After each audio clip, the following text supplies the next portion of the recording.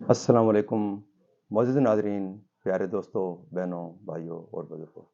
میں حافظ صفد نواز ایڈوکیٹ آپ کو اپنے اسلامی چینل کے اندر خوش آمدید کہتا ہوں، اور ہر روز کی طرح آج بھی ہم انشاءاللہ 7واں پارہ سورہ الانعام اور آیات نمبر 81 تا 89 تک کی تلاوت، ترجمہ اور تفسیر پڑھنے کی شرف حاصل کریں گے۔ تلاوت شروع کرنے سے پہلے ہم درود شریف پڑھتے ہیں، آپ بھی میرے ساتھ پڑھیں۔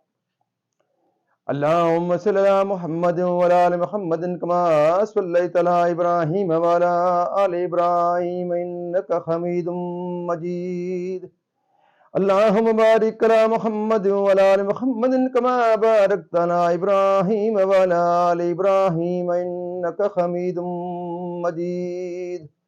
أما بعد فأعوذ بالله من الشيطان الرجيم. بسم الله الرحمن الرحيم. الذين آمنوا ولم يلبسوا إيمانهم بظلم أولئك لهم الأمن وهم مهتدون. وتلك حجتنا آتيناها إبراهيم على قومه نرفع درجات من نشاء إن ربك حكيم عليم. ووهبنا له إسحاق ويعقوب كلا هدينا ونوحا هدينا من قبل ومن ذريته داود وسليمان وأيوب ويوسف وموسى وهارون وكذلك نجزي المحسنين وزكريا ويحيى وعيسى وإلياس كل من الصالحين وإسماعيل واليسع ويونس ولوطا وكلا فضلنا على العالمين.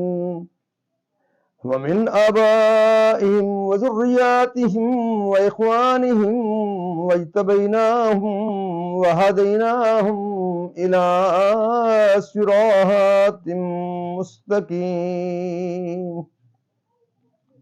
ذلك هدى الله يهدي به من يشاء من عباده ولو أشركوا لخبط عنهم ما كانوا يعملون. أولئك الذين آتيناهم الكتاب والحكم والنبوة فإن يكفر بها هؤلاء فقد وكلنا بها قوما ليسوا بها بكافرين. أولئك الذين هدى الله فبهداه مقتده. قل لا أسألكم عليه أجرا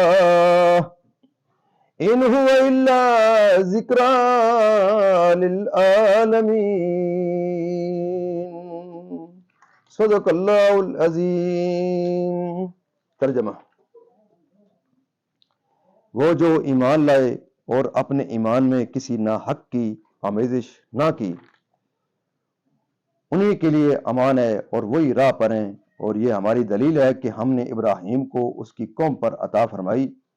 ہم جسے چاہیں درجہ بلند کریں، بے شک تمہارا رب علم و حکمت والا ہے. اور ہم نے انہیں اسحاق اور یعقوب عطا کیے. ان سب کو ہم نے راہ دکھائی اور ان سے پہلے نوح کو راہ دکھائی، اور اس کی اولاد میں سے داؤد اور سلیمان اور ایوب اور یوسف اور موسیٰ اور ہارون کو. اور ہم ایسا ہی بدلہ دیتے ہیں نیکوکاروں کو. اور زکریا اور یحییٰ اور عیسیٰ اور الیاس کو، یہ سب ہمارے قرب کے لائق ہیں. اور اسماعیل اور یسع اور یونس اور لوط کو، اور ہم نے ہر ایک کو اس کے وقت میں سب پر فضیلت دی. اور کچھ ان کے باپ، دادا اور اولاد اور بھائیوں میں سے بعض کو، اور ہم نے انہیں چن لیا اور سیدھی راہ دکھائی. یہ اللہ کی ہدایت ہے کہ ہم نے اپنے بندوں میں جسے چاہے دے اور اگر وہ شرک کرتے ہیں تو ضرور ان کا کیا اکارت جاتا۔ یہ ہیں جن کو ہم نے کتاب اور حکم اور نبوت عطا کی، تو اگر یہ لوگ اس سے منکر ہوں تو ہم نے اس کے لیے ایک ایسی قوم لگا رکھی ہے جو انکار والی نہیں۔ یہ ہیں جن کو اللہ نے ہدایت کی، تو تم انہی کی راہ پر چلو۔ تم فرماؤ میں قرآن پر تم سے کوئی اجرت نہیں مانگتا، وہ تو نہیں مگر نصیحت سارے جہان کو۔ یہاں ترجمہ اختتام پذیر ہوتا ہے، اب تسلسل سے اس کا تفسیر۔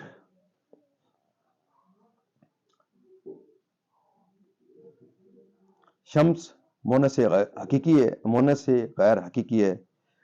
اس کے لیے مذکر و مونس کے دونوں صیغے استعمال کیے جاتے ہیں۔ یہاں ھذا مذکر لایا گیا ہے، اس میں تعلیم ادب ہے کہ لفظ رب کی رعایت کے لیے لفظ تانیث نہ لایا گیا، اسی لحاظ سے اللہ تعالیٰ کی صفت میں علام آتا ہے نہ کہ علامہ۔ حضرت ابراہیم علیہ السلام نے ثابت کر دیا کہ ستاروں میں چھوٹے سے بڑے تک کوئی بھی رب ہونے کی صلاحیت نہیں رکھتا، ان کا الہ ہونا باطل ہے، اور قوم جس شرک میں مبتلا ہے آپ نے اس سے بیزاری کا اظہار کیا۔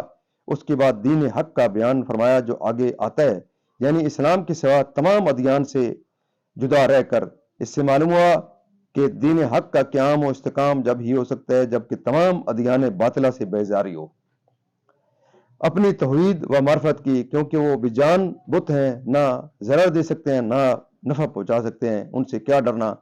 یہ آپ نے مشرکین سے جواب میں فرمایا تھا جنہوں نے آپ سے کہا تھا کہ بتوں سے ڈرو، ان کے برا کہنے سے کہیں آپ کو کچھ نقصان نہ پہنچ جائے۔ وہ ہوگی کیونکہ میرا رب قادر مطلق ہے جو بے جان جماد اور عاجز معجز ہیں، موحد یا مشرک۔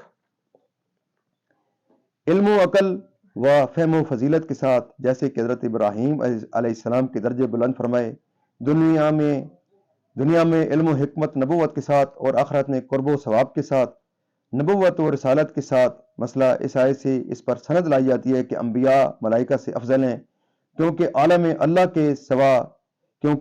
اللہ کے سوا تمام موجودات کو شامل ہے، فرشتے بھی اس میں داخل ہیں۔ تو جب تمام جہان والوں پر فضیلت دی تو ملائکہ پر بھی فضیلت ثابت ہو گئی۔ یہاں اللہ تعالیٰ نے 18 انبیاء علیہم السلام کا ذکر فرمایا، اور اس ذکر میں ترتیب نہ زمانے کے اعتبار سے ہے، نہ فضیلت کے، نہ واو ترتیب کا متقاضی، لیکن جس شان سے کہ انبیاء علیہم السلام کے اسماء ذکر فرمائے گئے۔ اس میں ایک عجیب لطیفہ ہے، وہ یہ کہ اللہ تعالیٰ نے انبیاء کی ہر ایک جماعت کو ایک خاص طرح کی کرامت و فضیلت کے ساتھ ممتاز فرمایا۔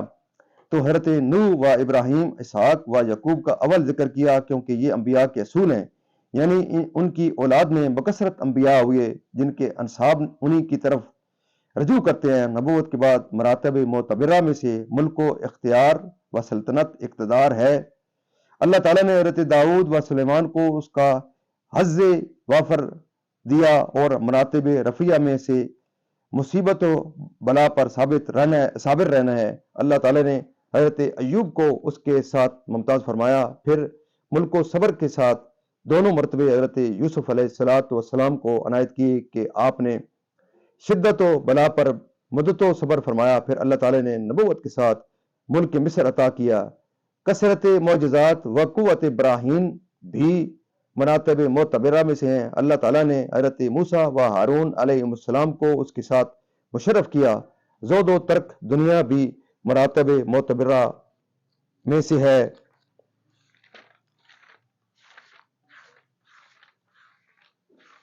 باقی دوسرے صفحے پر ہے۔